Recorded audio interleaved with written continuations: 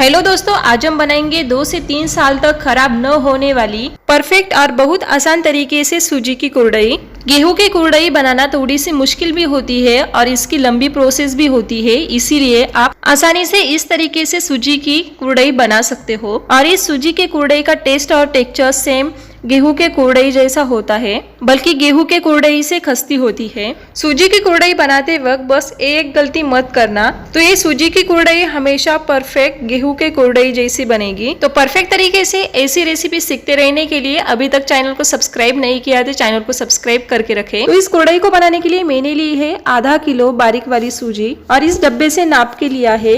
इस तरीके से बर्तन से सूजी इसीलिए नाप के लेनी है कि बाद में पानी लेने का मेजरमेंट परफेक्ट हो।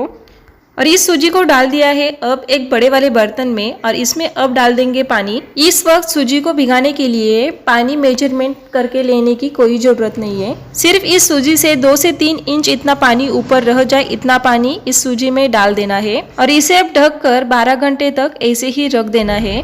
तो इस सूजी को मैंने शाम को भिगाने के लिए रख दिया है, तो मैं इसका सुबह पानी चेंज करूंगी। 12 घंटे हो गए, मतलब अब सुबह हो गई है, इसका पानी अब निकाल लेंगे।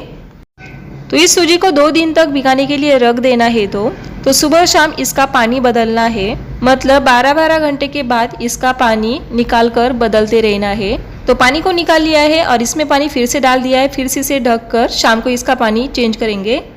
तो शाम हो गई है और ढक्कन निकाल कर देखा तो देखे चमत्कार। तो ऐसा होने के बाद बिल्कुल भी घबराइए मत। तो भिगाए हुए सूजी के ऊपर के पार्ट को इस तरीके से निकाल लेंगे और ये ऐसा इसीलिए होता है कि सूजी का वेस्टेज मटेरियल ऊपर तहर कर आता है और सूजी का चीक नीचे रह जाता है। तो जितना हो सके उतना इस सूजी में से पानी निकाल लिया है और अब फिर से इसमें डालेंगे पानी और फिर से इस पानी को इस बर्तन में डाल देंगे, क्योंकि सूजी में से पूरा पानी नहीं निकला था और नीचे सूजी का चीक आ रहा था, इसीलिए फिर से पानी डालकर इसका पानी निकाल लिया है। और फिर से इस सूजी के चीक से 2 से 3 इंच इतना पानी डालकर इसे भिगाने के लिए रख देंगे और फिर से भिगाकर डालते हुए 12 घंटे हो गए, मतलब अब सुबह हो गए और इसका पानी निकाल लेंगे। और अब बनानी है कुरडई, तो इसमें फिर से डालेंगे पानी। तो फिर से इस पूरे पानी को निकाल लेंगे और जिस बर्तन से हमने सूजी को नाप लिया था उस बर्तन में इस सूजी के चीक को निकाल लेंगे। तो देखिए हमारा ये पूरा बर्तन भर के चीक निकला है। और अब लेना है एक भारी तले वाला बड़ा सा बर्तन और इसमें जितना सूजी का चीक निकला है उतना ही इसमें पानी डाल देना है और इस पानी को अब अच्छे से उबाल आने देना है। और इस पानी को अब हल्का उबाल आ गया है और इसमें डाल देंगे अब 1 चम्मच नमक। तो अब पानी को अच्छे से उबाल आ गया है और अब गैस की फ्लेम बिल्कुल लो कर देनी है और ध्यान रखें कि इस वक्त गैस की फ्लेम हाई नहीं होनी चाहिए। तो अब एक हाथ से चीक डालना है और एक हाथ से इस तरीके से मिक्स करते रहना है। और आपके पास 2 लोग हैं तो एक डाले और एक मिक्स करे इस तरीके से, क्योंकि इसकी जल्दी से गुठलियां बनती है, इसीलिए गैस की फ्लेम लो कर देनी होती है और थोड़ा थोड़ा चीक डाल के इसे कंटिन्यू मिक्स करना होता है। और इसे अब कंटिन्यू अच्छे से हिलाते रहना है और ध्यान रखें कि ये चीक पूरी तरीके से बनाते वक्त गैस की फ्लेम लो ही रखनी है, गैस की फ्लेम हाई बिल्कुल भी नहीं करनी है। तो ये पानी और चीक अच्छे से मिक्स हो गया है।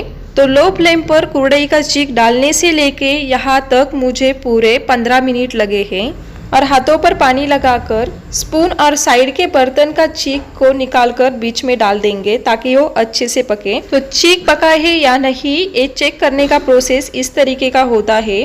हाथ गीला करके फिर इस तरीके से चीक के ऊपर रखेंगे।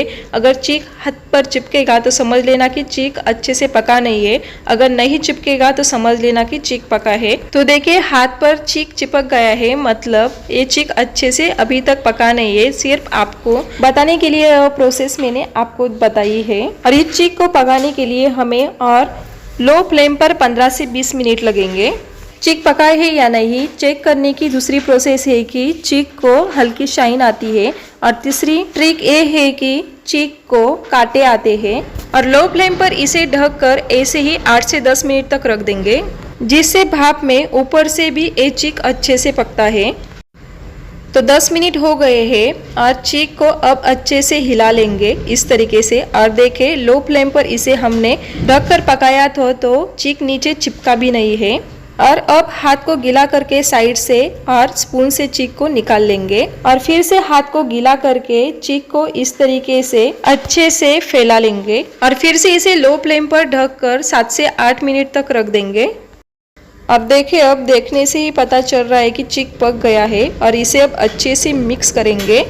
मिक्स करने के बाद देखें ऐसे कांटे चीक के तैयार होते हैं, देखें, और चीक स्पून से नीचे आसानी से गिरता नहीं है और देखें चीक को शाइन भी आ गई है। और अब हाथ गीला करके चीक पर रखेंगे तो देखिए चीक हाथ पर चिपक नहीं रहा है, मतलब चीक अच्छे से पक गया है। और इसे अब ले जाएंगे कुरडई बनाने के लिए। तो इस कुरडई को मैं घर में ही बना रही हूँ क्योंकि हमारे यहाँ बाहर बहुत धूल है और इस कुरडई को बनाने के लिए मैं सेव वाले मशीन का ही इस्तेमाल कर रही हूँ। तो इस कुरडई को बनाने के लिए सेव बनाने वाली सबसे बारीक वाली छन्नी होती है ना, उसे आपको इस मशीन में लगा लेना है और इसमें डालेंगे अब यह कुरडई का चीक। और कुरडई का चीक डालते वक्त इसे हाथ से अच्छे से दबाकर डालें क्योंकि बीच में हवा नहीं रहनी चाहिए। चीक मशीन में भरने के बाद रह गई चीक पर ढक्कन रख दे ताकि चीक ठंडा नहीं होना चाहिए क्योंकि चीक जितना ठंडा होगा उतना कुरडई बनाना थोड़ा सा मुश्किल होगा। तो इस कुरडई को मैं प्लास्टिक वाले पेपर पर बना रही हूँ क्योंकि प्लास्टिक वाले पेपर पर कुरडई अच्छे से बनती है। तो इस तरीके से मशीन को दबाकर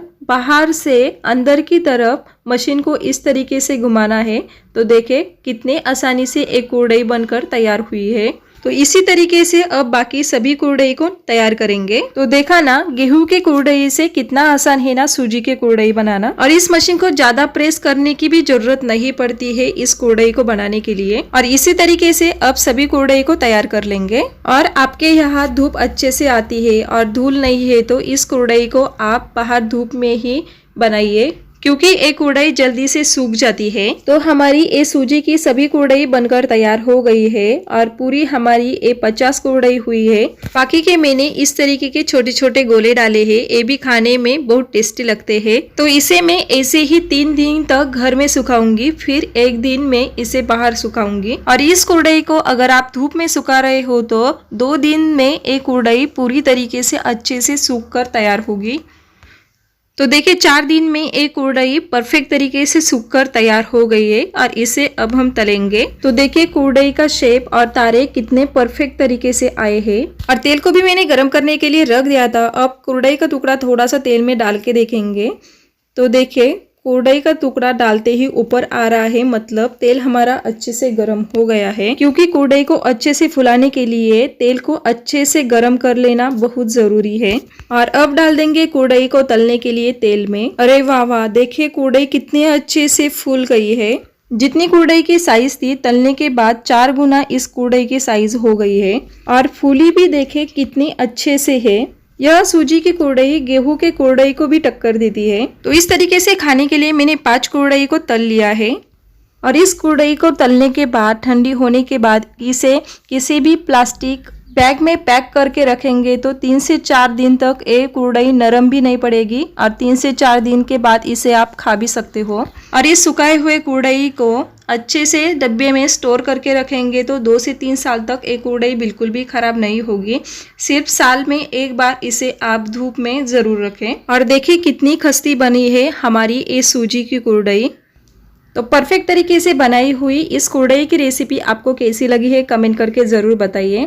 और परफेक्ट तरीके से ऐसी ही रेसिपी सीखते रहने के लिए चैनल को सब्सक्राइब करके रखें, जिससे एक भी नई रेसिपी आपसे सीखने से नहीं छूटेगी। और रेसिपी यूजफुल लगी हो तो वीडियो को लाइक शेयर ज़रूर करें और रेसिपी यूजफुल नहीं लगी हो तो वीडियो को डिसलाइक भी कर सकते हो। चलिए फिर मिलते हैं अगले ऐसी ही नई रेसिपी में।